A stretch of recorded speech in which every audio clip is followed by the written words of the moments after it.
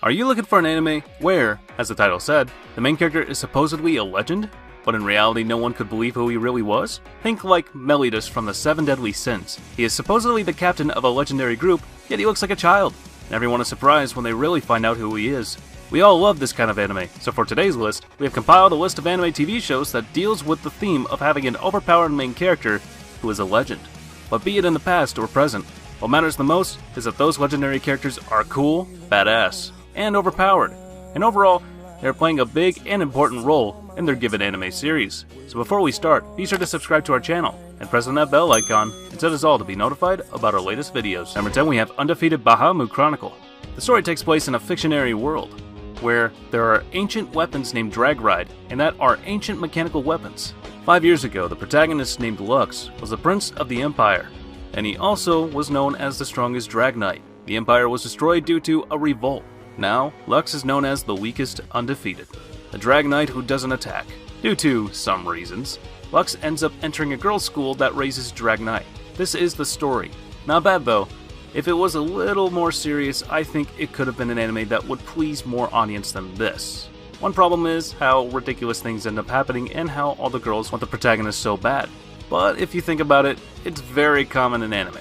If I had to choose if I enjoyed it or not, I would probably say that I enjoyed it. The beginning may not catch your attention, even I thought about dropping it in the beginning, but I don't regret not dropping it. If it gets a second season in the future, I will watch it.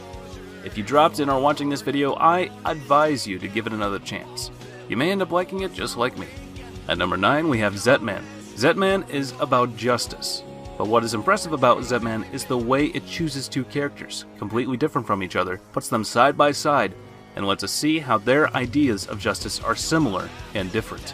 They have the same goals, but what is most precious to them, what they decide to sacrifice to achieve their goals, are very different. Jean is a superhuman known as Zet. From a young age, he has discovered the hardships of life as he loses many people who are very precious to him. Through these incidents, he becomes sort of a cold person who likes to pretend he doesn't care about anything, but inside, doesn't want to lose anyone anymore. To do this, he tries to keep distance from the people he cares about. Koga, on the other hand, is a rich and quite spoiled boy who dreams of becoming a superhero. His friends have built him a suit that gives him more or less superhuman abilities. He doesn't actually question what justice is to him until he encounters Jin and an incident that shows him the horrors of life. I was surprised by this anime.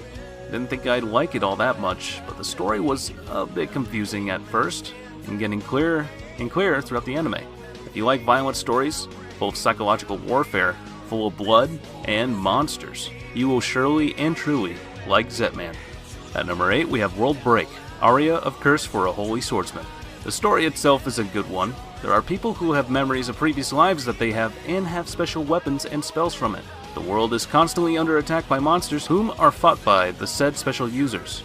That's more or less the background story, with the show centered around the main male character who turns out to be one of the strongest with a harem of girls. Having seen a lot of harem anime, this one is unique in that the main character and two of his romantic interests are reincarnations of their past lives, meaning both of them were his lovers at one point, which makes things interesting for the present, especially with the addition of new fangirls. The romance plot as well as the action are pretty decent in this show, especially the spell casting, though I don't really understand it. The show has been a fun watch overall, but the downside is it's got some of those unfortunate action and harem cliches you just can't get away from nowadays. But regardless, it was still enjoyable. At number 7, we have Strike the Blood. The actual plot of this anime was interesting, and a new take on something that has been done many times before. The story revolves around the 4th primogenitor, which is the world's strongest vampire, who is a high school boy called Koju Akatsuki. The Lion King organization sends a skilled middle schooler, Yukina Himaragi, to be his observer.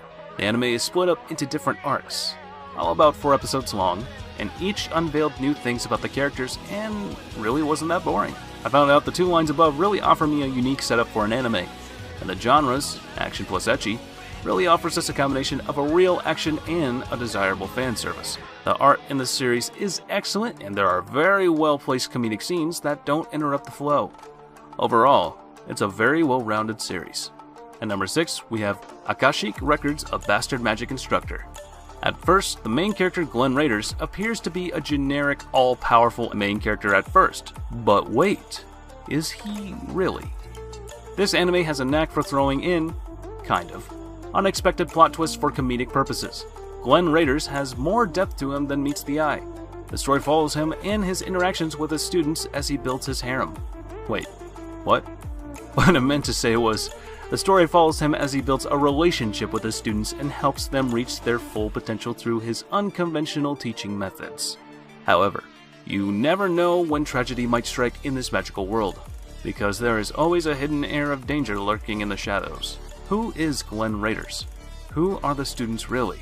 Does any of that really matter? These are some of the questions that will be addressed in this series. Listening to the previous paragraph may make you believe that the show is relatively serious, but while it does have some pretty serious aspects, the bulk of the show is more focused on comedy and magic. Some of the anime's main selling points are largely related to its unexpected comedy gold. God, I hope Season 2 will come out soon. At number 5, we have the misfit of Demon King Academy. Once upon a time, there was a man who obliterated whole countries, burned the forests of spirits to ashes, and even killed gods as if it were nothing. The man was feared as a demon lord. However, even a demon lord gets tired of the horrors of wars and proposes to heroes, who come to negotiate with him, to kill him. Split the world into 4, the human world, the demon world, the spirits world, the world of gods, and to build walls between the worlds, and to seal their gates for 1,000 years. After 1,000 years, the grudges between demons and humans should disappear.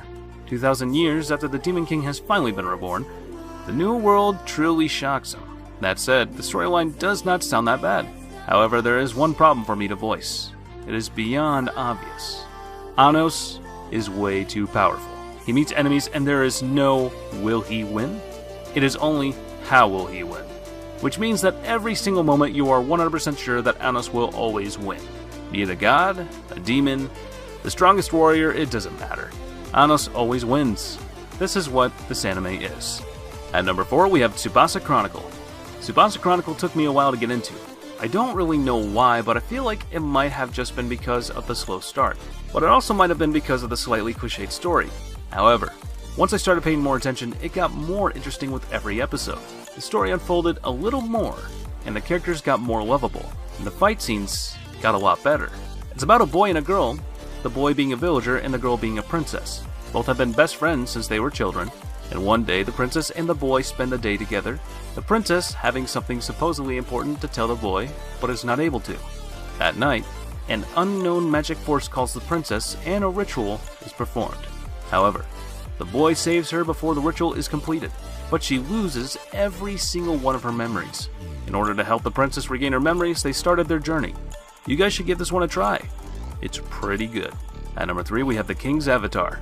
In the recent years, China has begun to invest in anime, and in this case, we see the results.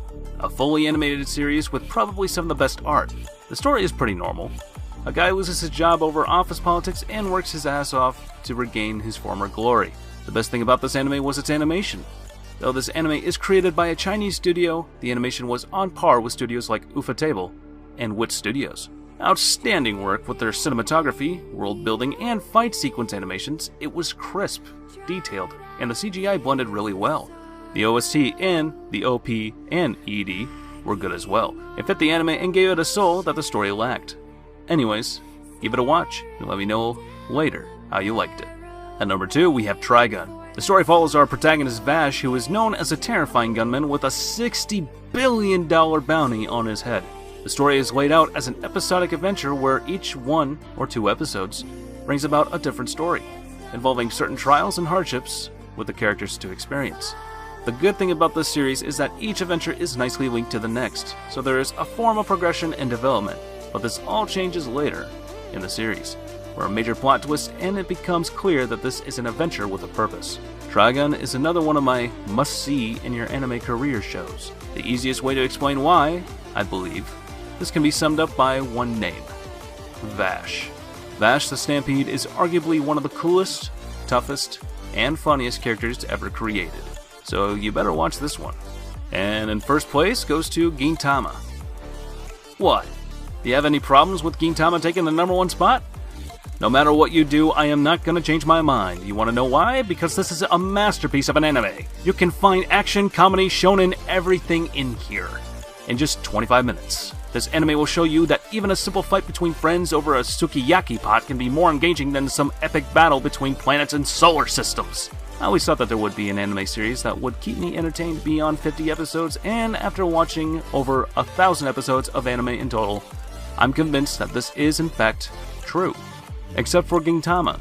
Watch this anime, but be prepared to laugh your stomach out. Well, that's it for today's list. Do like the video if you enjoyed it. Make mention of which anime is your best from this list in the comment section down below. And if you wish to support me, please become a member of this channel and enjoy exclusive content that I make for members only. As for now, I'll catch you later. See you in the next one.